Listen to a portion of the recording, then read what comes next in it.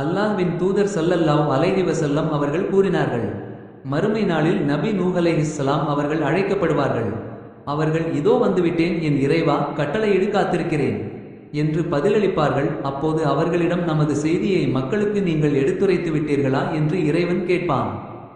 அவர்கள், ஆம், எடுத்துரைத்து விட்டேன் என்று சொல்வார்கள். அப்போது அவர்களுடைய சமுதாயத்தாரிடம், உங்களுக்கு இவர் நம் செய்தியை எடுத்துரைத்தாரா என்று கேட்கப்படும். அதற்கு அவர்கள், எங்களிடம் எச்சரிப்பவர் எவரும் வரவில்லை என்று சொல்வார்கள். அப்போது அல்லாஹ், உங்களுக்கு சாட்சியம் சொல்கின்றவர் யார் என்று நூஹ் நபியிடம் கேட்க, அவர்கள், முஹம்மதும் அவருடைய சமுதாயத்தாரும் என்று பதிலளிப்பார்கள். அவ்வாறே அவர்களும் நூஹ் அலைஹிஸ்ஸலாம் அவர்கள் தம் சமுதாயத்தாருக்கு இறை செய்தியை எடுத்துரைத்து விட்டார்கள் என்று சாட்சியம் அளிப்பார்கள்.